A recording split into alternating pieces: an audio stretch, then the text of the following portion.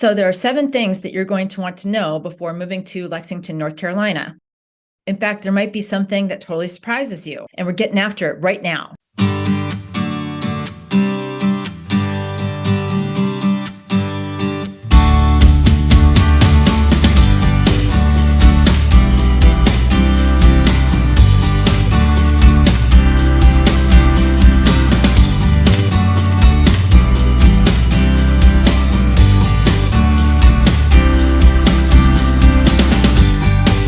What's up, everybody? This is Kristen Brown from eXp Realty. If this is your first time to my channel and you want to know what it's like to eat, sleep, live, work, and play in the Lexington, North Carolina area, go ahead and tap on that subscribe button and tap on the notification bell. That way you're notified the next time I put out a video. And honestly, I get so many calls, emails, and text messages from people who are either moving here or relocating here every day, and I absolutely love it. So if you are thinking about moving to or relocating to the Lexington, North Carolina or surrounding area, make sure that you give me a call, send me a text, or shoot me an email. Days, nights, weekends, I got you covered when moving to Lexington, North Carolina. Number 7 on the list is the electric bill or the power bill. So this is really going to depend on the square footage of your house. If you have a larger house for square footage, then you're going to have more to heat and more to cool down, right? If you have a smaller house, then it won't cost as much to heat and to cool down. Also, one of the other things to consider is the heating system and the air conditioning system, are they energy efficient? Or are they really, really old units? So that's also going to play a factor in how much that power bill is going to be. So are you a type of person that you leave all the lights on when you leave a room, or leave the TV on and radio on and computer on, all these things that just suck up energy?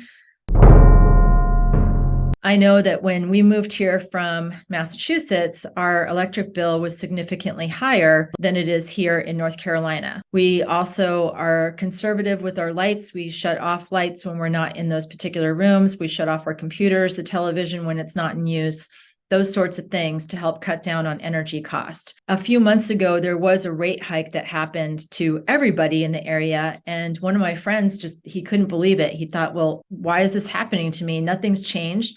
I have a high energy or highly efficient unit. It's new, a new HVAC system, and I don't have lights on, and I keep it pretty cool in the winter. And what's up? I don't understand what's happening.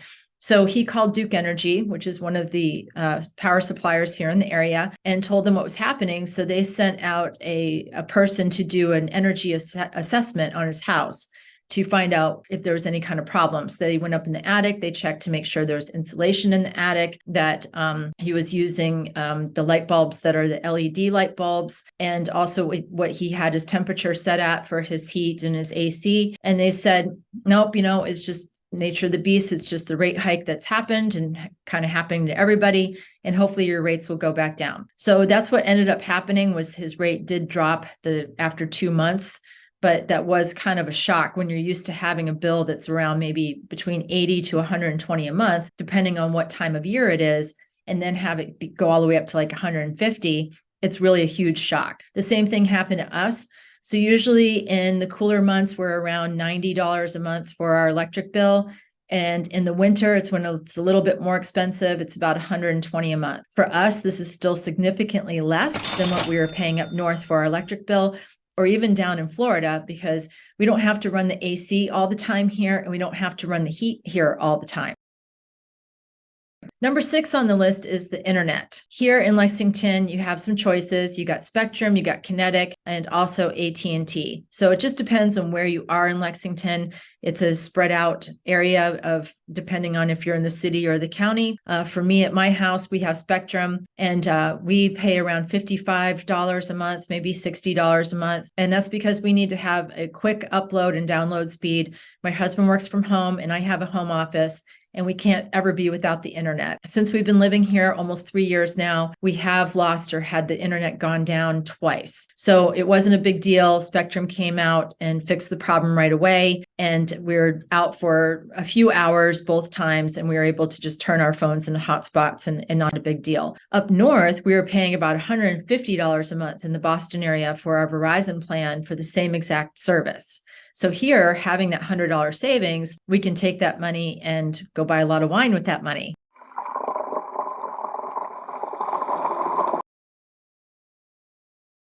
Number 5 on the list is cell phone service. So whether you have AT&T, Verizon, or T-Mobile, you will want to check with that provider and see what their service area is in North Carolina. There are some dead spots depending on which carrier that you have. And I heard from one of my clients when she moved here, she had T-Mobile, and where she had been living, T-Mobile wasn't a problem. She had really great service, never dropped calls. Everybody could hear her, et cetera, et cetera. And then all of a sudden there were different spots like that T-Mobile just didn't work for her in her particular area. So she ended up having to switch carriers. So with the cell phone, it's really just going to depend on where you're coming from and what service that you're used to. For me, we have Verizon in my family. We had Verizon up north and we have Verizon here. And I would say that we have about 99.9% coverage. There are a couple spots where the cell phone signal just isn't strong and I end up losing someone for like 20 seconds and then they come back. But that was pretty much the same up north as well. Number 4 on the list is property taxes. Here in the state of North Carolina, we have a county tax and then we have a city tax. So if you're living within city limits, then your property taxes will be the city tax and the county tax.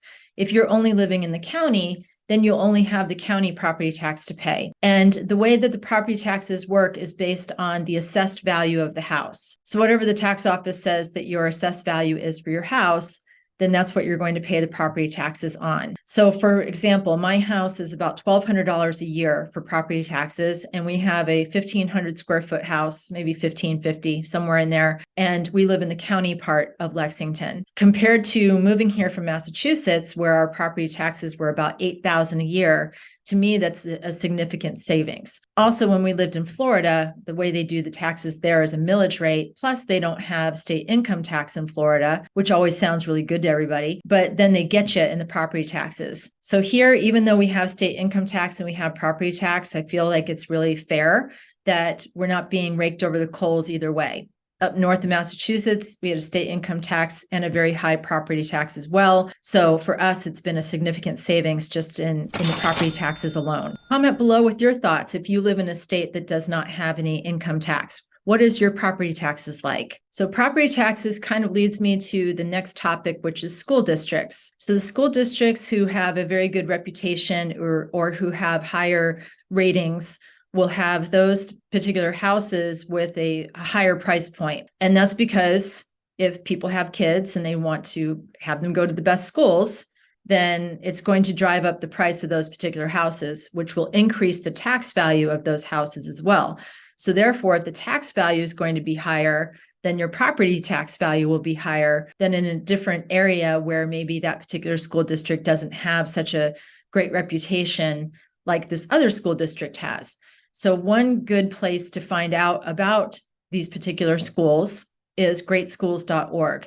As a realtor, I'm not allowed to insert my opinion either way due to fair housing laws or steering in any way. So I can give you the greatschools.org website and maybe some other parents to talk to about what their experience is. But that's also one way you can figure out where the school districts are that everybody wants to go to, because the houses are a little bit higher in price, which means that the property taxes will be a little bit higher too, because the assessed value on that particular house is a little bit higher, if that makes sense. Also, houses that are in a school district that has a higher rating versus another school district, those houses will sell a lot more quickly because of that reputation that that school district has.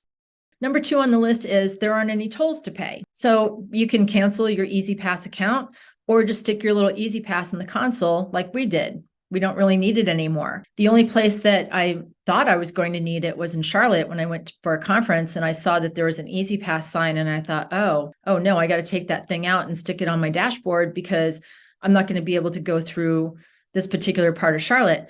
Well, come to find out, it was just like an express lane for Easy Pass members, but you could still go the other way on that same highway and get there in the same amount of time.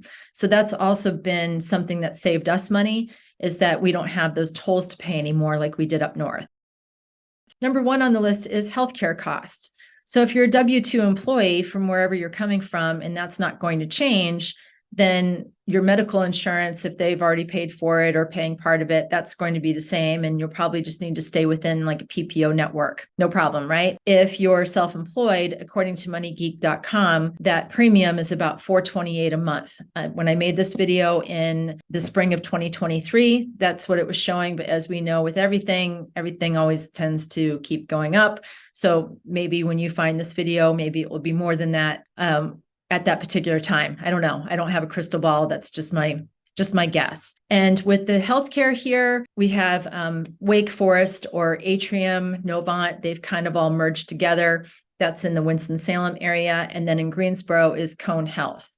The healthcare here is good. People have gone to school in reputable universities, and some people have gone, some doctors, like my husband's doctor, had gone to school up north, up in Dartmouth, and he was from here and he wanted to come back here to be able to serve his community. With my mother-in-law, she loves the healthcare here. When she was down in Florida, she felt like more like she was just a number, taking like a number type thing at the deli counter at the grocery store, because that's how she felt that she was treated. She didn't have that personable kind of touch from her doctors there. And here you still have that personable kind of touch where they're going to follow up with you after your appointment. Luckily, I'm one of these people that I don't really need to go to the doctor. And this is just information that I've seen or I've heard from my husband as well as my mother-in-law. One thing that's really nice about Lexington is that we do have a hospital here in Lexington, and then we have doctor's offices on the same campus.